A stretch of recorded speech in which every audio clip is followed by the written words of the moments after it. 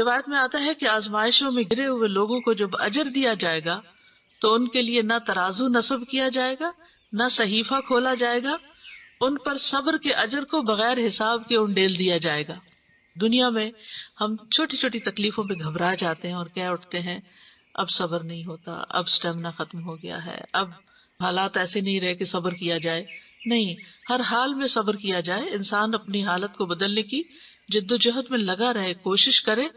لیکن رکاوٹوں اور مشکلات اور پریشانیوں پر ہمت ہار کے نہ بیٹھ جائے، غلط راستے اختیار نہ کرے، بلکہ صبر کے ساتھ عبادت پر، اطاعت پر جمع رہے۔ بغوی لکھتے ہیں کہ جب عافیت والے آزمائش والوں کی فضیلت کو دیکھیں گے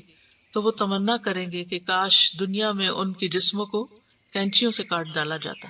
یعنی چاہے انہیں جسمانی ٹارچر دیا جاتا اور وہ صبر کرتے تو آج وہی اجر ملتا جو صبر کرنے والوں کو مل رہا ہے، یعنی وہ قابل رشک ہوں گے اس وقت۔ دنیا میں تو وہ خود سیلف پٹی کا شکار ہو جاتے ہیں، یہ دوسرے ان کی کنڈیشن کو بہت پتھیٹک بتاتے ہیں کہ کس طرح کی زندگی ہے اور انہوں نے تو کچھ دیکھا ہی نہیں، انہیں تو کچھ دنیا میں ملا ہی نہیں۔ لیکن اگر وہ صبر کرنے والے ہیں اور اللہ کی قضاء و قدر پر راضی ہونے والے ہیں، ایسی رضا کہ جس میں کوئی ناراضگی نہ ہو، کوئی شکوہ نہ ہو، تو اللہ سبحانہ وتعالیٰ جس طرح ایسے لوگوں کو آنر کرے گا اس کی مثال نہیں ملتی۔ اور یہ صبر کی تمام اقسام کے لیے اجر ہے، یعنی کسی ایک خاص نیکی پر یا کسی خاص پریشانی پر صبر کرنا نہیں، بلکہ 3 طرح کی جو صبر کی پوزیشنز بتائی گئی ہیں قرآن و سنت میں۔ ایک گناہ اور معاصی کے مقابلے میں صبر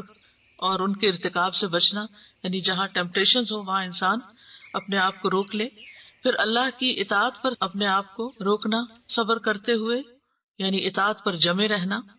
اور پھر اللہ کی تکلیف دہ قضاء و قدر پر صبر کرنا کہ اس میں کسی قسم کی اللہ سے ناراضگی نہ ہو۔ تو بلا شبہ اللہ نے ایسے لوگوں کے لیے بغیر کسی حساب کے، بغیر کسی مقدار کے اجر رکھا ہے۔ تو اس کا بیسیکلی جو حاصل کلام ہے وہ صبر کو لازم کرنا ہے، یعنی اس سے جو خاص بات پتہ چلتی ہے وہ صبر کرنا ہے۔